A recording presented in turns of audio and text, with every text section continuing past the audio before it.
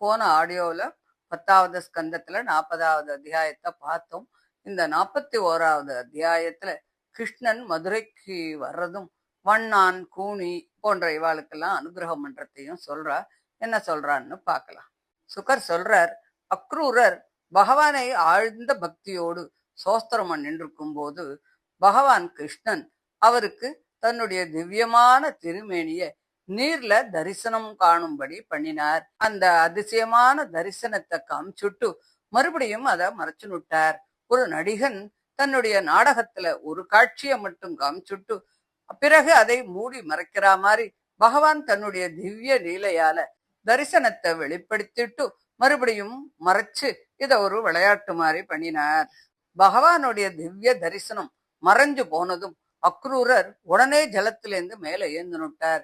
நீராடிய பிறகு செய்ய வேண்டிய அவருடைய கடமைகளை எல்லாம் செஞ்சு முடிக்கிறார். அவர் கண்ட அந்த தெய்வீக காட்சி அவருடைய உள்ளத்துல பேரானந்தத்தை அப்படியே நிரப்பி இருந்தது. ஆனந்தம் மட்டும் அல்லாம அவருக்கு ஒரே ஆச்சரியமாகவும் இருந்தது. அந்த அதிசய அனுபவத்தோட நினைவிலேயே அவர் அப்படியே தேர்கிட்ட வந்தார். அவர் தேர்கிட்ட வந்தபோது ரிஷிகேசனான கிருஷ்ணன் அவர்கிட்ட கேட்கிறார், பூமியிலோ ஆகாசத்திலோ அல்லது வேறு எங்கோ ஏதானும் அதிசயமா எதையானு பார்த்தேளா? உங்க முகத்தையும் நிலைமையும் பார்த்தா எதையோ ஒரு அதிசயமான காட்சியை பார்த்தவர் போல தெரிகிறதே அப்படின்னு கேட்கிறார். அதுக்கு அக்ரூரர் சொல்றார், பூமியிலும் ஆகாசத்திலும் நீரிலும் காணப்படும் எல்லா அதிசயங்களும் உங்ககிட்டயே அடங்கி இருக்கு. பிரபஞ்சத்தின் ஆத்மாவாக இருக்கும் உம்மை நான் தரிசித்து விட்ட பிறகு எனக்கு பார்க்கப்படாத வேற எந்த அதிசயமும் எப்படி இருக்கும் அப்படின்னு சொல்லி அனைத்து அற்புதங்களின் ஆதாரமான உங்களை தரிசித்ததே எனக்கு அனைத்தையும் பார்த்ததற்கு சமம் அப்படிங்கிறத சொல்ற. பரமபுருஷா, பூமி, ஆகாயம், நீர் ஆகிய அனைத்திலும் பார்க்கக்கூடிய அதிசயங்கள் எல்லாம் உங்ககிட்ட இருந்துதான் தோணுறது. அந்த அற்புதங்களின் மூல காரணமாகிய உங்களையே நான் தரிசித்த பிறகு இதற்கு அப்பாற்பட்ட வேறு எந்த அதிசயமும் எனக்கு புதுசாய் இருக்க முடியாது. உம்மை பார்த்ததே எல்லா அதிசயங்களையும் நான் பார்த்ததுக்கு சமம் அப்படின்னு பகவானின் மகிமையை புகழ்ந்து கூறிய அக்ரூரர் தேரை மறுபடியும் செலுத்துறதுக்கு ஆரம்பிச்சார். காந்தினியின் மகனான அவர் பகல் சாய்ந்த அந்த நேரத்துல பலராமனையும் கிருஷ்ணனையும் மதுரை நகரத்தை நோக்கி அழைச்சுண்டு போறார். இப்படி விரஜத்திலிருந்து மதுரைக்கான முக்கியமான பயணம் தொடர்ந்தது. அப்படி மதுரைக்கு போகக்கூடிய வழியில பல கிராம மக்கள் பல இடங்களில் வந்து கூடுறா. அவா எல்லாம் வசுதேவரின் மகனான பலராமனையும் கிருஷ்ணனையும் தரிசித்த போது மகா ஆனந்தத்தை அடைஞ்சா. அவர்களுடைய அழகிய திருமேனியையும் தெய்வீக காந்தியையும் பார்த்த மக்கள் தங்கள் பார்வையை அவர்கிட்டேந்து விலக்க முடியாம தொடர்ந்து அவரையே பார்த்துட்டு இருந்தா. அதுக்குள்ள நந்தகோபர் மற்றும் ரஜவாசிகள் எல்லாரும் மதுராவுக்கு வந்து சேர்ந்துட்டா. கிருஷ்ணனும் பலராமனும் அங்கு வரத்தை எதிர்பார்த்து அவள்லாம் காத்துட்டு இருந்தா. தங்களுடைய அன்பு குழந்தைகளை மறுபடியும் பார்க்கணும் அப்படிங்கிற ஆவலோடு அவள்லாம் அங்க தங்கி இருந்தா. உலகங்களின் அதிபதியான பகவான் அக்ரூரரை பார்த்து அவர் கைய அன்போடு பிடிச்சுக்கிறார். பணிவும் பக்தியும் நிறைந்த அக்ரூரர் கிட்ட பேசுறதுக்கு ஆரம்பிக்கிறார். பகவான் தன் பக்தனிடம் காட்டும் அன்பும் நெருக்கமும் இந்த காட்சியில நன்னா புரிஞ்சுக்கலாம். நீங்கள் தேரோடு முன்னதாக நகரத்துக்குள்ள போய் உங்கள் வீட்டுக்கு போங்கோ. நாங்கள் 2 பேரும் இங்கே இறங்கிண்டு நகரத்தை எல்லாம் பார்த்துட்டே வரோம் அப்படின்னு சொல்றார். அப்போ அக்ரூரர் சொல்றார், பிரபு, உங்கள் இருவரையும் விட்டு நான் தனியாக மதுரைக்குள்ள போக மாட்டேன். பக்தர்களிடம் அளவற்ற அன்பு கொண்ட பகவானே, உமது பக்தனான என்னை கைவிடுவது உங்களுக்கு இது தகுமா? தங்கள் அண்ணனான பலராமனுடனும் கோபாலர்களுடனும் நண்பர்களுடனும் எங்கள் இல்லத்துக்கு வாருங்கோ. தங்களுடைய வருகையால் எங்கள் இல்லமும் குடும்பமும் பாக்கியசாலி ஆகட்டும். எங்களை அருளால நீங்க காக்கணும் அப்படின்னு சொல்லிட்டு அக்ரூரர் வேண்டிக்கிறார். இல்லற வாழ்க்கையை நடத்தும் எங்களுடைய வீடுகளை தங்களுடைய திருவடி தூளினால் புனிதமாக்கணும். தங்கள் திருவடி தூளின் மகிமையால் கிடைக்கும் தூய்மைக்கு ஈடு வேறு எதையுமே சொல்ல முடியாது. அதனால் அந்த புனிதத்தால் பித்ருக்களும் யாக அக்னிகளும் தேவர்களும் கூட திருப்தி அடைஞ்சுடுறா. ஆகவே எங்கள் இல்லத்தையும் தங்கள் வருகையால் பாக்கியம் மிக்கதாக ஆக்கணும். மகாபலி சக்கரவர்த்தி பகவானின் திருவடிகளை பணிவோடு கழுவி ஆராதனை பண்ணினான். அதன் பலனாக அவன் உலகம் முழுவதும் புகழ் பெற்றவன் ஆனான். ஒப்பற்ற ஐஸ்வர்யத்தையும் அடைந்தான். அது மட்டும் இல்லாமல் ஏகாந்த பக்தர்களுக்கு கிடைக்கும் உயர்ந்த ஆன்மீக நிலை மற்றும் இறை அருளையும் அடைந்தான். பகவானின் பாதங்களை அலம்பிய அந்த புனித நீரே கங்கை. அந்த தெய்வீக நீர் 3 உலகங்களையும் புனிதமாக்குகிறது. அந்த கங்கையை சிவபெருமான் தன்னுடைய திருமேனி தலையிலே தாங்குகிறார். அதே கங்கையின் அருளால் சகரமன்னனின் மகன்கள் உயர்ந்த நிலையை அடைந்து சொர்க்கத்தையும் அடைந்தார்கள். அக்ரூரர் மறுபடியும் பகவானை பார்த்து, தேவர்களின் தேவனே, உலகங்களின் நாதனே, உமது மகிமையை கேட்பதாலும் உம்மை புகழ்ந்து பாடுவதாலும் புண்ணியம் கிடைக்கிறது. எதுகுலத்தில் சிறந்தவரே, உயர்ந்த பக்தர்களால் எப்போதும் போற்றப்படுபவரே, நாராயணா, உனக்கு என்னுடைய பணிவான வணக்கங்கள் அப்படின்னு சொல்லி ரொம்ப பக்தி பூர்வமாக பிரார்த்தனை பண்ற. அப்போ கிருஷ்ணன் சொல்றார், தகுந்த நேரத்துல நான் உங்களுடைய வீட்டுக்கு வருவேன். முதல்ல எதுகுலத்தின் பகைவனான அந்த கம்சனை அழிப்பேன். அதுக்கப்புறம் என் உறவினர்களுக்கும் நண்பர்களுக்கும் மகிழ்ச்சியையும் நன்மையையும் கொடுப்பேன் அப்படின்னு தன்னுடைய எதிர்கால லீலைய இன்டைரக்டா சொல்லி காமிக்கிறார். பகவான் இப்படி சொன்னதால அக்ரூரர் வேற வழி இல்லாம பகவானை விட்டுட்டு மதுரா நகரத்துக்கு போறார். கம்சன் கிட்ட தனக்கு கொடுக்கப்பட்ட பணியை சொல்லிட்டு பின்னர் தன்னோட இல்லத்துக்கு போறார். மத்தியான நேரத்துல கிருஷ்ணன் பலராமனோட மதுரா நகரத்துக்குள்ள நுழையிறார். புதிய நகரத்தின் அமைப்பையும் அங்குள்ள மக்களையும் பார்க்கிற ஆர்வத்தோடு அவர் உள்ளே போறார். பளிங்கு கோபுரம், பொன்னாலான கதவுகள், அழகிய தோரணம், நகரை சுற்றி பாதுகாப்பான அகழிகள், அழகிய பூங்காக்கள், சோலைகள் எல்லாம் நகரத்தை ரொம்ப அழகுபடுத்தியது. பொன்னாலான சந்திப்புகள், உயர்ந்த மாளிகைகள், அழகிய மண்டபம், சிறப்பான கட்டிடம், வைரம், வைடூரியம், நீலமணி, பவளம், முத்து, மரகதம் போன்ற அரிய ரத்தனங்களாலான மேடைகள் ஆகியவைகளோடு மிகுந்த செழிப்பாக இருந்தது. புறாக்களும் மயில்களும் இனிய ஓசையை எழுப்பிக் கொண்டு இருந்தது. கடை வீதிகளில் நல்ல மனமுள்ள நீர் தெளிக்கப்பட்டு இருந்தது.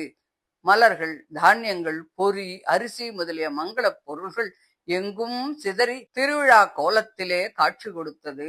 வீடுகளின் நுழைவாயிலில் நிறைந்த கலசம், சந்தன நீர், மலர், விளக்கு வரிசைகள், பசுமையான இலைகள், வாழை மரங்கள், பாக்கு மரங்கள், கொடிகள், இப்படி பல அலங்காரங்கள் செய்யப்பட்டு இருந்தன. இவை அனைத்தும் பகவானின் வருகையை வரவேற்கும் ஒரு மங்களச் சூழலை காட்டியது.